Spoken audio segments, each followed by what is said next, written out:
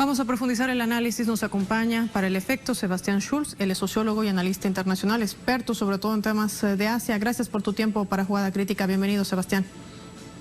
Hola, Paola, ¿cómo estás? Un placer hablar con vos. Igualmente, Sebastián, gracias. Mira, nos gustaría que podamos profundizar. Estábamos hablando del tema de las potencialidades en agricultura o en el agro, como se conocen en otros países, sobre todo latinoamericanos. En medio además de las alertas que enciende Naciones Unidas, 35 millones de personas que padecen hambre cada 4 segundos. Muere un niño en África por no tener acceso a una buena nutrición. Y esto podría impactar en el resto del planeta. Sin embargo, al parecer, los países de Asia, a la cabeza de China, también se mantienen blindados en esta situación por la innovación tecnológica y por haber aplicado un modelo productivo totalmente diferenciado. Este podría ser un mensaje oportuno en el medio de esta sexta cumbre que lanzan los países miembros. ¿Qué lectura hacemos para ir desglosando poco a poco el impacto no solamente internacional, sino sobre todo geopolítico?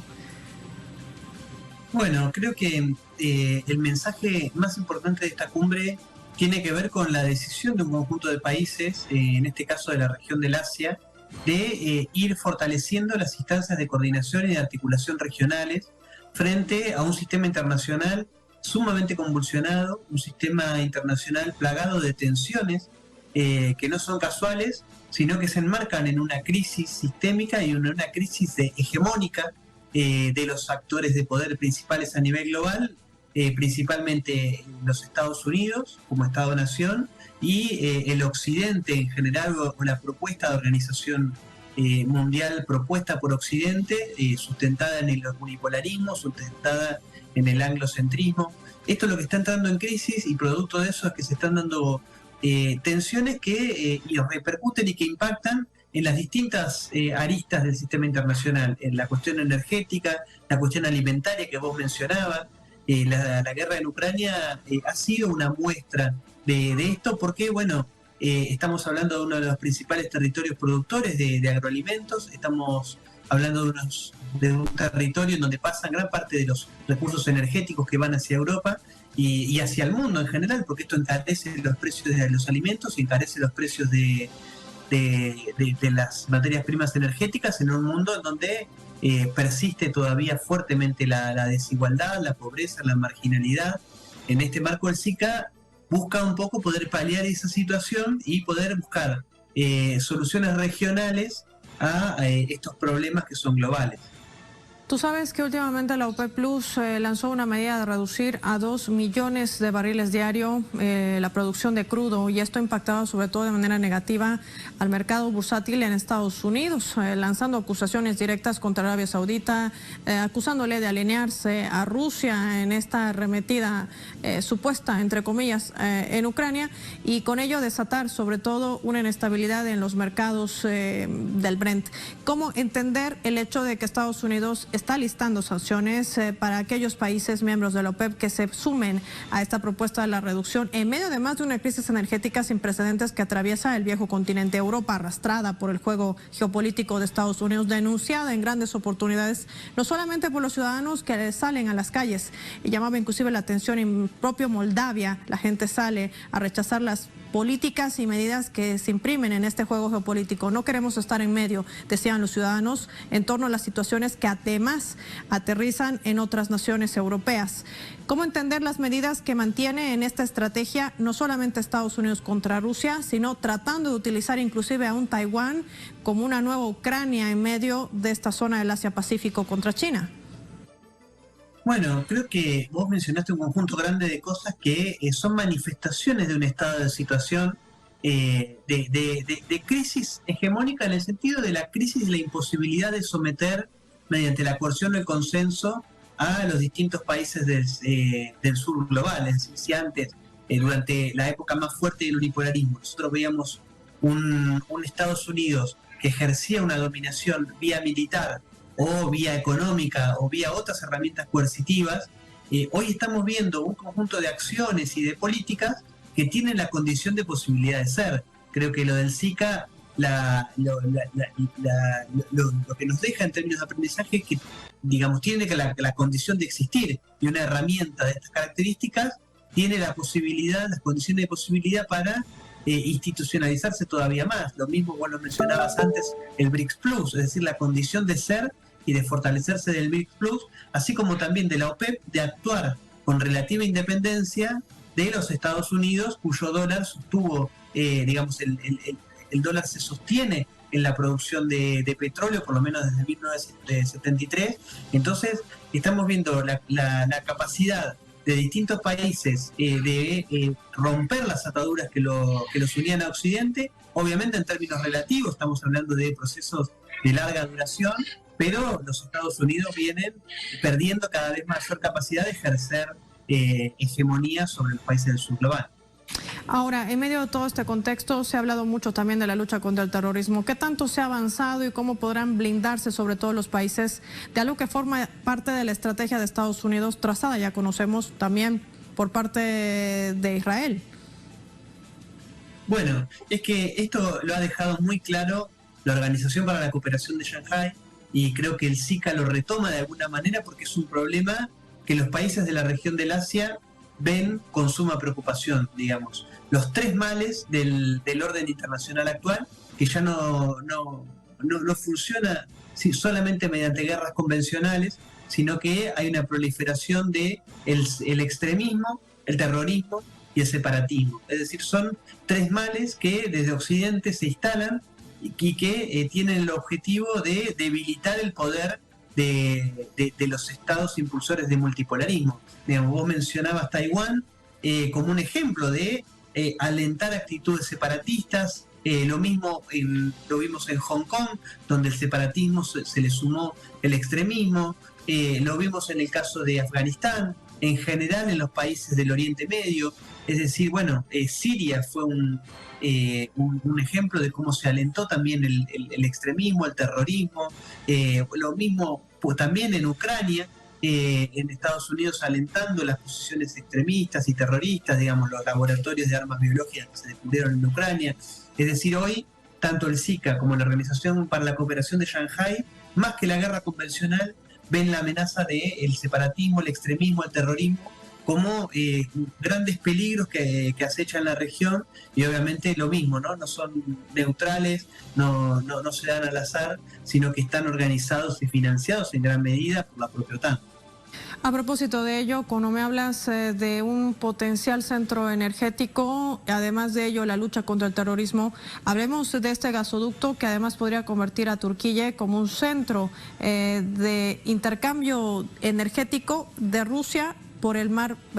Negro, ya no será por el Mar Báltico, ante la explosión suscitada, calificada como acto terrorista al Nord Stream. ¿Esto de alguna manera garantiza que estén mejor blindados en el Mar Negro que en el Mar Báltico? Es un aspecto más allá de lo técnico, de lo que podría funcionar este tipo de oleoductos y garantizar el suministro que estaba proporcionando el Nord Stream hacia Europa y que podría hacerlo esta vez a propuesta del propio presidente ruso a Turquía y de Turquía hacia los países del viejo continente. ¿Tú consideras que esto es probable?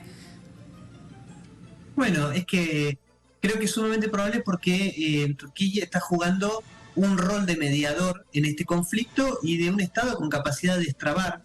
de alguna manera esta contienda que tiene Europa con Rusia a través de lo que está pasando en Ucrania y que donde la OTAN y los Estados Unidos constantemente están metiendo las narices y están generando situaciones de saboteo y de desestabilización, como fue el sabotaje al Nord Stream y el Nord Stream 2, y esto fue denunciado incluso por la propia Alemania. En este marco, la posibilidad de la intervención de Turquía permite una mayor seguridad para el envío de suministro de gas de Rusia hacia Europa, algo que seguramente también sea bien visto por Europa, una Europa que hoy, como decía Marcelo en el bloque anterior, está sufriendo una fuerte crisis, también producto de sus propias políticas y producto del derrumbe del sistema occidental que durante tanto tiempo lo sostuvo. Europa hoy está en la encrucijada de o derrumbarse y caer junto con Occidente, o ser parte de la construcción de la multipolaridad, fortaleciendo una relación con Rusia y con China que de alguna manera le garantiza condiciones de existir. En esa encrucijada está Europa hoy, lo vimos en las últimas elecciones, con, por un lado, un fortalecimiento en términos de política estratégica de los sectores alineados a la OTAN, pero también de los sectores ultraconservadores que mediante políticas de fomento del nacionalismo y de políticas de derecha, por llamarla de alguna manera, están expresando gran parte de la población que está manifestando un descontento y un malestar producto de lo que están haciendo los gobiernos europeos. Y por último hay que sumar otro factor, otra ficha dentro del tablero, Arabia Saudí, que en las últimas semanas se le ha visto muy alejado de Estados Unidos, uno de los socios estratégicos del país del norte en Oriente Medio, y que en un último encuentro con el presidente de Sudáfrica le ha expresado su intención de formar parte del BRIC Plus, un organismo multilateral del cual no forma parte Estados Unidos y del cual sí forma parte Rusia y también el gigante asiático, además de India, que ya por cierto, entre estas naciones ya se intercambian o se realizan acuerdos comerciales en sus propias monedas sin el dólar y sin el euro. ¿Qué señal envía toda esta reconfiguración? Es decir, más allá de lo que se ha establecido en el lineamiento de esta sexta cumbre de la SICA, que de alguna manera está dando luz verde a que el Asia se ha convertido en el papel principal del nuevo orden mundial, el rol que está jugando en esta coyuntura actual. ¿Qué nos dices? Bueno, creo que es parte un poco de esta reconfiguración y es parte del fortalecimiento de una alianza, obviamente con matices, obviamente con tensiones secundarias, pero que se fortalece a la par de que el decrecimiento de la capacidad hegemónica de la OTAN y de los Estados Unidos y de la capacidad de seguir sometiendo y ejerciendo presión. Se vienen fortaleciendo y vienen caminando espacios dentro del centro, hoy lo que es el centro del dinamismo económico, que es el Asia-Pacífico en general, pero de Eurasia como gran masa en donde se está discutiendo el futuro del orden mundial, es decir, esta reconfiguración y esa transición tendencial hacia la multipolaridad. Y creo que las manifestaciones más claras de esta multipolaridad tienen que ver con la ruptura del andamiaje institucional de Bretton Woods y la creación de un nuevo andamiaje institucional en donde los regionalismos tienen un papel mucho más grande que jugar. Lo vimos, por ejemplo, en el RCEP, lo vimos con el BRIC Plus, en donde a partir de que se anuncia la posibilidad de ampliación del bloque, 14 países del mundo ya anunciaron que tienen intenciones de adherirse al BRICS, entre ellos Arabia Saudita, digamos, uno que fue uno de los pilares del dólar, y que hoy estamos hablando de que una Arabia Saudita mucho más cercana a Rusia y a China sería un golpe tremendo para la hegemonía del dólar y para la hegemonía estadounidense. Esas aristas sobre la mesa, Sebastián, desde el fracaso de este plan que nace desde Estados Unidos, la Unión Europea, de tratar de aislar a Rusia, que vemos que no ha sido evidente, también el hecho de la utilización de nuevos sistemas financieros o instrumentos financieros que lleven a mejorar los intercambios comerciales en propias monedas. Algo destacado también dentro de la declaración de Astana, el tema de fortalecer los lazos para la lucha contra el terrorismo y sobre todo el hecho del resurgimiento o la afianzación de este nuevo orden mundial a raíz del multipolarismo, es decir, son parte de las tendencias que surgen con aliados estratégicos que cada vez se alejan más de ese juego hegemónico de Estados Unidos. ¿A qué conclusión llegamos en torno a esta sexta cumbre que ha aglutinado a 27 países, a líderes del mundo que además forman parte de la mayor porcentaje del Producto Interno Bruto Mundial, que no es algo menor en cuanto a relación comercial y también a lo que es la población humana? Bueno, creo que, o por lo menos yo lo vinculo y lo pongo en relación con uno de los conceptos que hablaba uno de los grandes intelectuales del sur global, que es Samir Amin,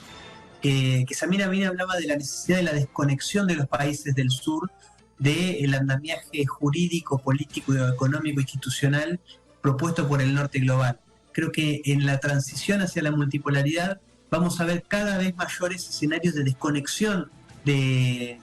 estos andamiajes propuestos por Occidente, andamiajes que van desde lo institucional, digamos, esta decisión del SICA de avanzar, de pasar de ser una conferencia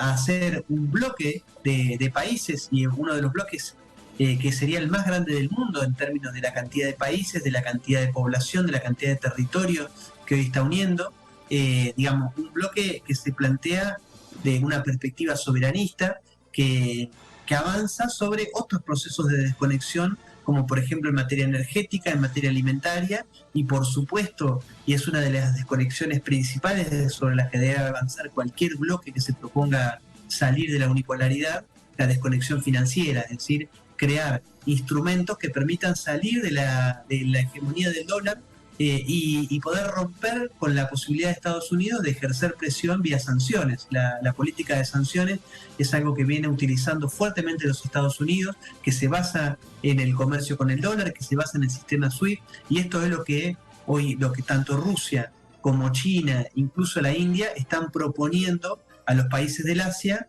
de poder hacer frente a esta política de sanciones mediante una desconexión y una creación de nuevos instrumentos regionales para tanto el comercio, la cooperación económica, cooperación financiera, y creo que esto es un ejemplo que deberían seguir otros bloques del sur global, tanto en África como en América Latina, para digamos que esta desconexión sea algo completo del sur global. Y por último, Sebastián, ¿tú crees que esta decisión que asumen los socios estratégicos como Arabia Saudita de Estados Unidos en Oriente Medio, en su inclinación más cercana esta vez a Rusia, a China e Irán, por qué no mencionarlo así, pese a la postura que mantienen ambas naciones en cuestión de Israel y Palestina, podrían de alguna manera restarle puntos o votos a la propia administración demócrata de Biden? Recordemos que se acercan las elecciones de medio término. Bueno, sí, a ver, obviamente esta construcción del CICAT y de la multipolaridad en general, existen tensiones internas que no se van a saldar fácilmente y que son parte de la diversidad de civilizaciones y la diversidad de culturas y naciones que son parte de la multipolaridad. Por ejemplo, las conocidas tensiones entre China y la India o entre Arabia Saudita e Irán, incluso el rol de Turquía y la Unión Europea. Bueno, son cosas que, ahora bien, que en el marco de esta crisis todas estas tensiones pasen a un segundo plano,